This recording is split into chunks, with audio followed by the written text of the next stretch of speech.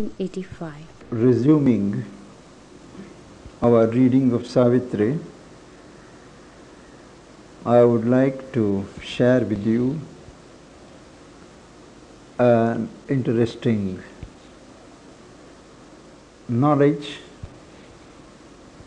that I received yesterday. I believe in gathering knowledge from anybody, anywhere. My teacher had impressed upon me when I was very young, baladapi shukadapi. That is, you must garner knowledge from a child, even from a parrot. So I always keep my eyes open and ears open. And I met an old friend yesterday. Normally he tells me some interesting things.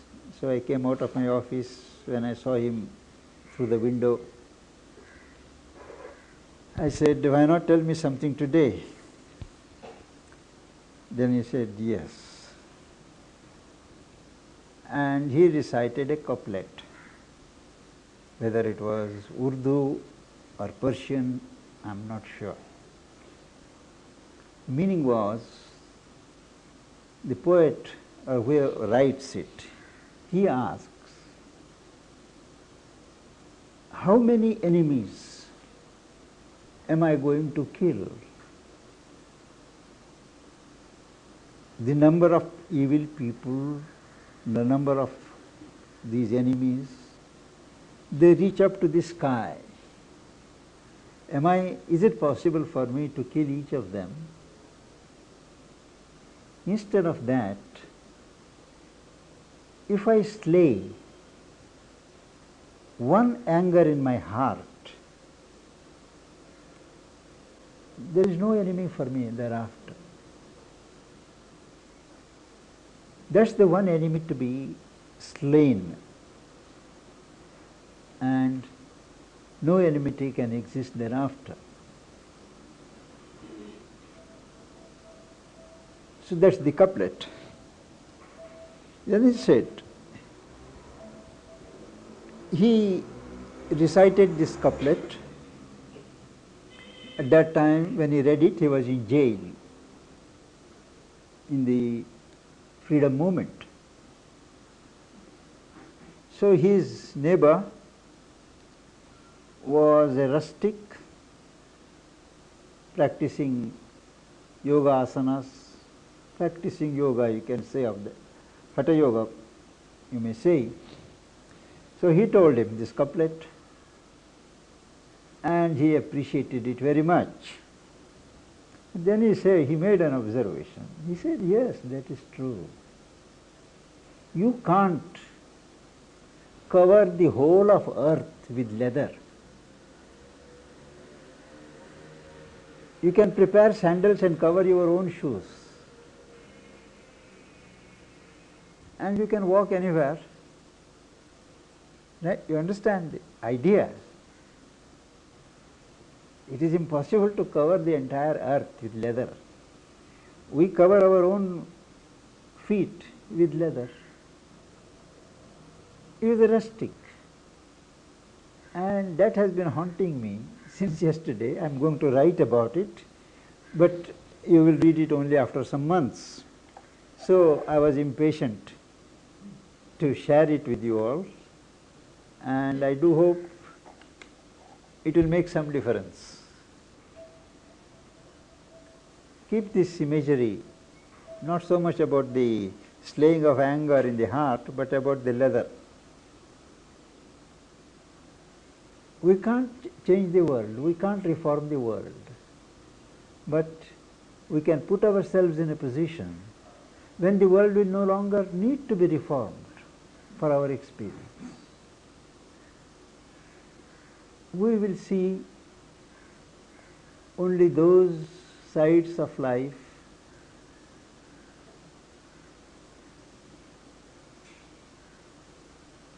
which express something of God and not the devil. So, that done, we will now resume our study.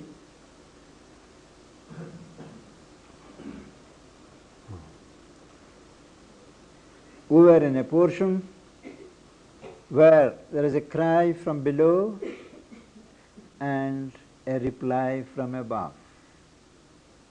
And the reply was, for the simple reason that even below that oneness, that divinity dwells in the depths of the cosmos. Speaking of that boundless oneness, he continues, to its own sight unrecognizable, it lived still sunk in its own tenebrous seas. That oneness, that consciousness has become so much involved, so much change in form that it can't recognize itself. And it has plunged itself in the dark waters of inconscience. And what is it doing there? Upholding the world's inconscient unity, hidden in matter's insentient multitude. There is a unity supporting this unconscious multitude in matter's world, and that unity is upheld by this oneness. Otherwise, things would be completely split up. This seed self sown in the indeterminate seed self of the divine consciousness, planted in the indeterminate mass, forfeit its glory of divinity. Outwardly it is not, it doesn't have that splendor, that glory which we normally associate with the divine consciousness, divine being, forfeits its glory of divinity, concealing the omnipotence of its force.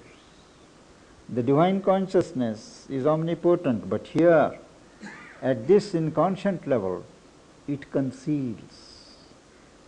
It behaves as if it is limited. It is not all-powerful, concealing the omniscience of its soul. Knowledge. It behaves as if it is caught up in ignorance, searching for knowledge. But, he says, an agent of its own transcendent will. It is still an agent, a transmitting agent of the transcendent will. It merges knowledge in the inconscient deep. It is the transcendent will that knowledge must merge in inconscience, and from there emerge in a changed form. Accepting error, sorrow, death and pain, it pays the ransom of the ignorant night, redeeming by its substance nature's fall. Now, nature in its plunge downwards has fallen into inconscience. And this divine being, or the divine substance or consciousness, redeems nature. But in the process, it pays the price of accepting the hospitality of the ignorant night.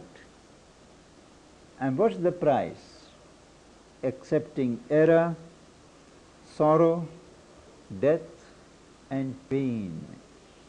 These are things which are there because they have been accepted by the divine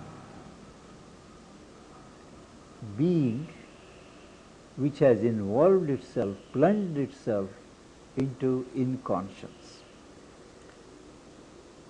And Ashwapati himself he knew, and why his soul had gone into earth's passionate obscurity. Ashwapati becomes aware of his own existence, the reason why his soul had plunged into the obscurity, intense obscurity of earth. And what's that purpose? What's that reason? To share the labor of an errant power, the power that moves from position, status to status. It is in labor to produce a divine manifestation, and he realizes that his soul had gone into this obscurity in order to participate in the labor of this power. Errant does not mean making mistakes, but moving, not static, which by division hopes to find the one.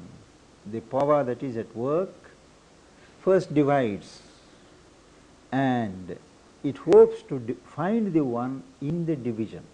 One by itself, there is no wonder if you find the one. But in the many, in the multiplicity, if you are able to discover the one, that is a miracle, and that is the game.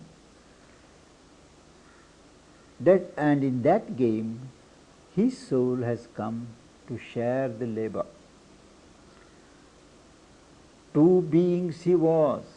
It applies to all of us in our conscious moments. He says, two beings he was, one wide and free above, one struggling, bound, intense its portion here.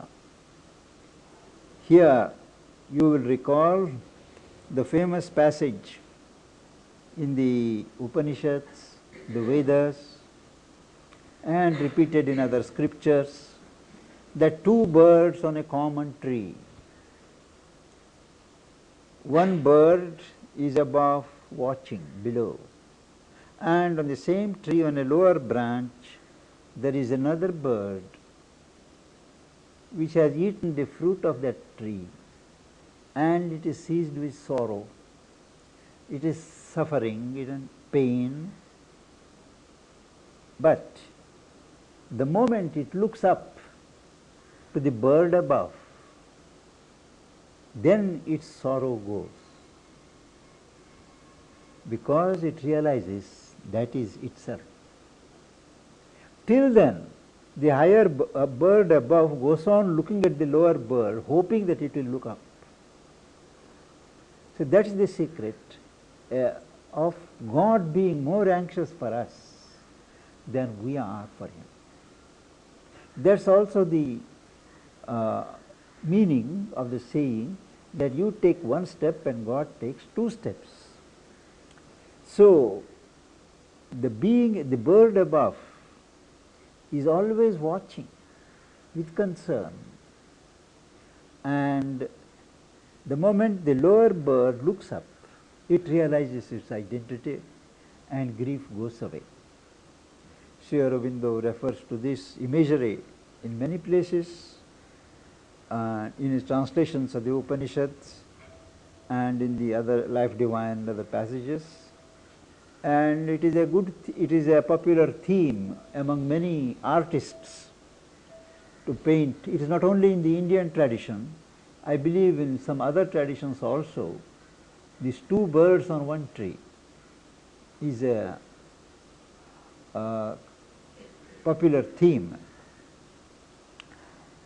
Two beings he was, one wide and free above, one struggling, bound, intense its portion here. A tie between them still could bridge two worlds. A tie, a bridge, a link between our being lost in nature and suffering here, and that part of our being which is free, wide. If we can somehow forge a path, a link, well, that can make common passage from one world to the other. Heaven and earth could be bridged if we can restore unity between our higher self and the lower self. And all yoga, at least in its earlier phases, is intended to build this bridge. We are at the moment divided beings. Even our nature is divided. Lower nature and higher nature. Para-prakriti and apara-prakriti. If we leave things as they are, we arrive nowhere. But if we take steps to fuse both into one, to make the lower acquire the nature of the higher, and that is by eliminating from itself movements and qualities which are alien to the higher nature, then automatically the lower nature changes its character and approaches something nearer the intrinsic quality of being of the higher nature. And gradually no lower nature is left. All becomes higher nature, and the distinction between lower and higher is no longer valid. There is only one nature, and that is a transformed divine nature. Well, a tie between them still could bridge two worlds. There was a dim response, a distant breath. Here the poet now comes to the scene. There is a response from above, a dim. It is not very clear, it is not very articulate, it is dim, a distant breath. He feels the breath from above, but it is far, it is distant. All had not ceased in the unbounded hush. Around him all was in hush, suspension. But all had not stopped breathing. That is, all was not dead. There was some movement, there was some stir still. His heart lay somewhere, conscious and alone, far down below him, like a lamp in light. From the height where he is there, he is looking down, and his heart he sees down, down below, conscious, but alone, separated from everything else, like a lamp in light, in night, in the darkness of night. Just as a solitary lamp glows, so he sees his heart lying somewhere below, conscious and alone. Abandoned it lay, alone, imperishable, immobile, with excess of passionate will. It has so much of intensity of aspiration, intensity of prayer for the higher world to come down, that will has become immobile. things have become like a statue. He is living, sacrificed and offered heart, absorbed in adoration, mystical. Now here, these are three adjectives of the heart. It describes the heart. It is a living heart, a sacrificed heart, and an offered heart. And it is absorbed in mystical adoration of the divine power. And that love, he says, turned to its far-off fount of light and love. He watches his heart, that heart is described, and it is turned above to that far-off source of light and love. In the luminous stillness of its mute appeal, it is appealing, but not speaking. It is a silent appeal. And in that luminous stillness, it looked up to the heights it could not see. It yearned from the longing depths it could not leave. It could not leave these depths where it is plunged. And they are longing depths, longing for the higher influx. From there it yearns. It passionately desires. In the center of its vast and fateful trance, halfway between his free and fallen selves, interceding twixt God's day and the mortal's night. Day refers to the luminous consciousness and night to the obscure consciousness. Accepting worship as its single law. It is the heart accepting worship as its single law, accepting bliss as the sole cause of things, refusing the austere joy that which none can share. It refused to be spiritually selfish. It refused to enjoy the bliss alone. That is, it rejected the option of the ascetic. It did not care for joy which it could not share with all, refusing the austere joy which none can share, refusing the calm that lives for calm alone. Calm. Now that calm, if it lives for calm alone, concerned only with itself, concerned only with safeguarding itself, it can very well remain that for eternity. But his heart didn't want that. That calm has to relate itself to the world, to the movement in the world. It has to support it. Refusing the calm that lives for calm alone, to her it turned, for whom it willed to be. His heart continues to exist, wills to live for her, and it turned to her. In the passion of its solitary dream, it lay like a closed, soundless oratory. Oratory is that hall in the church where people assemble and offer their prayers to Jesus Christ.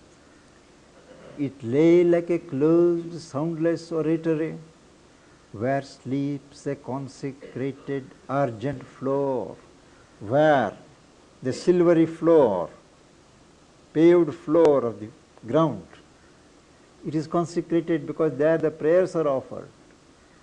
When people are not there, it has an atmosphere of its own, where sleeps a consecrated argent floor, lit by a single and untrembling ray, and an invisible presence kneels in prayer. There, in that oratory, on the argent floor which is consecrated, lit by a single steady ray from God, a presence which cannot be seen physically, but certainly it can be felt, kneels in prayer. It is the divine presence which moves those who come to pray. And even when people are not there, an invisible presence kneels in prayer. On some deep breast of liberating peace, all else was satisfied with a quietude. Around this surrendered heart of Vashopati, there breathed a liberating peace, and everything was satisfied. Satisfied with that silence, satisfied with that quietude. This only knew, only his heart was conscious and knew there was a truth beyond. All other parts were dumb in centered sleep. All other limbs, all other parts of his being were in trance, and they were dumb, consenting to the slow, deliberate power. That means they had accepted the rule of the reigning power in the universe, which tolerates the world's error and grief, consenting to the cosmic long delay, timelessly waiting through the patient years. That is the deliberate and slow power. It is bearing, it is consenting to the delay, timelessly waits through the patient years. Her coming they had asked for earth and men. The power at work on earth is waiting with patience for the coming of the Divine Mother, which they had asked, all the beings had asked for earth and men.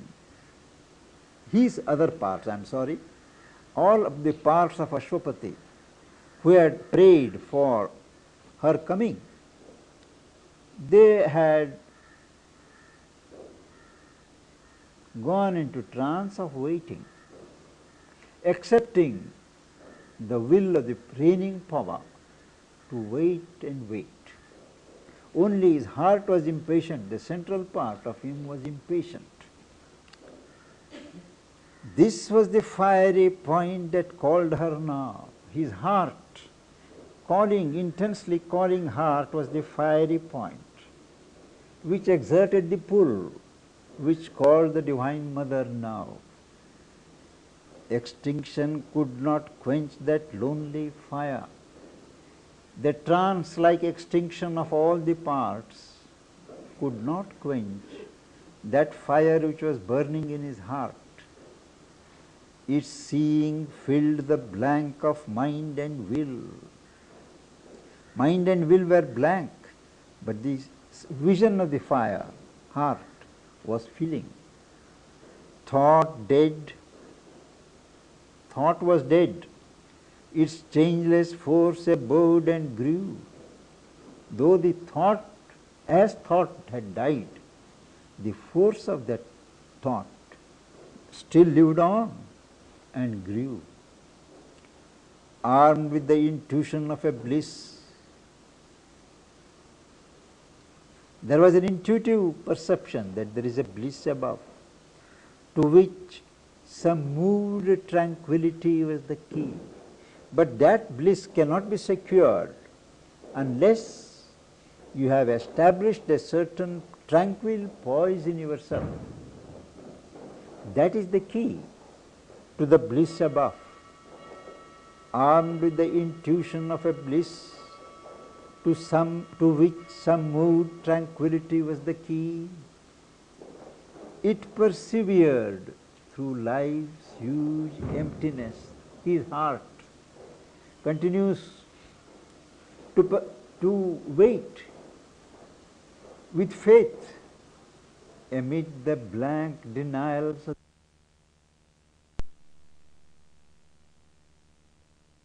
voiceless prayer to the unknown.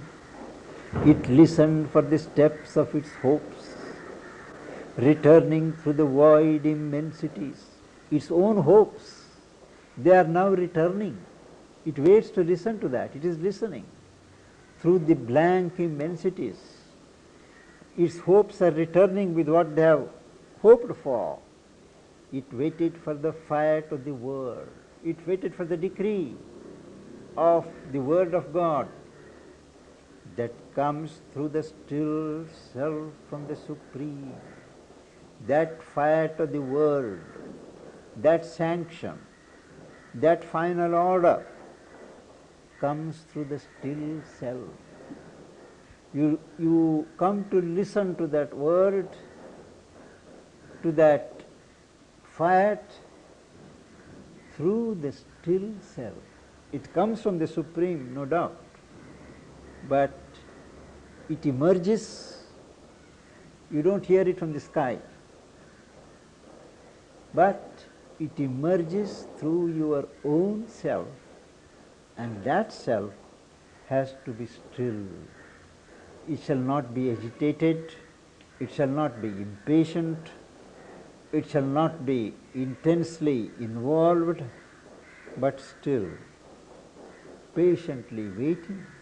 And when that self is still, it is the door through which the word from God emerges, and Ashwapati's heart is listening to the footsteps of the hopes, returning, and waits for that word. That word is not yet.